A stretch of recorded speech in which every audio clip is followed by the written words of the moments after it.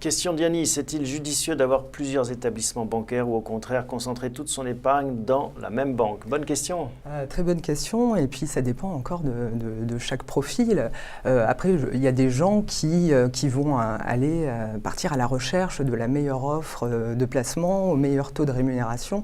Là, évidemment, on peut avoir des comptes un peu de partout, c'est un choix. Pablo, oui, Adrien. Je pourrais ajouter que finalement, là où il faut aussi mesurer ça avec le bénéfice en termes de temps. C'est que avoir plusieurs banques, c'est aussi plus de gestion. Donc, voilà, et le temps, c'est de l'argent.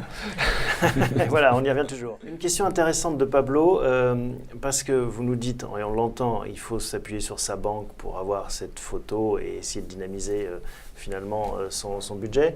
Mais Pablo demande comment est-ce qu'on fait quand on est multi-bancarisé, comment est-ce qu'on fait justement pour réconcilier toutes ces informations? Alors, on a des outils aujourd'hui qui existent, qui sont pour la grande majorité gratuits. En tout cas, on a des modèles premium, freemium, c'est-à-dire que l'accès est gratuit, puis vous avez des fonctionnalités analytiques plus poussées qui sont disponibles.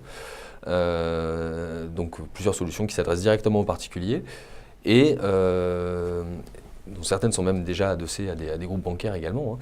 Et en fait, ces établissements, ces startups savent aller récupérer sur plusieurs établissements vos données bancaires. Les banques, finalement, laissent en accès libre ces données. On peut les... Pas tout à fait, pas tout à fait. En fait, ce que font ces startups, c'est qu'elles ont développé des robots, quelque chose qu'on appelle Google, dans notre jargon... elles vont crawler. Voilà, là on parle même de scrapping, c'est-à-dire qu'on va... Scrapping, on apprend des mots. Voilà, ça veut dire quoi, scrapping? Le scrapping, en fait, ça consiste à prendre une page web, d'aller chercher des éléments dans cette page web et de les structurer autour d'une base de données pour derrière savoir faire des calculs et vous offrir des restitutions. Donc l'idée, c'est ça, c'est d'aller chercher sur vos comptes bancaires un petit robot qui se fait passer pour vous et à qui vous avez donné les clés de votre compte bancaire. Bien sûr. Et c'est là où il y a des questions à se poser aussi. Pas qu'il se barre avec la caisse. Voilà, il vaut mieux quand même se concentrer sur un acteur dont on sait qu'il est sérieux. Bon voilà, Pablo, vous avez la réponse, il faut scraper. Ça s'appelle le PFM, c'est ça, ces outils qui permettent de catégoriser finalement son budget, ses dépenses, le Personal Financial Manager. C'est ça.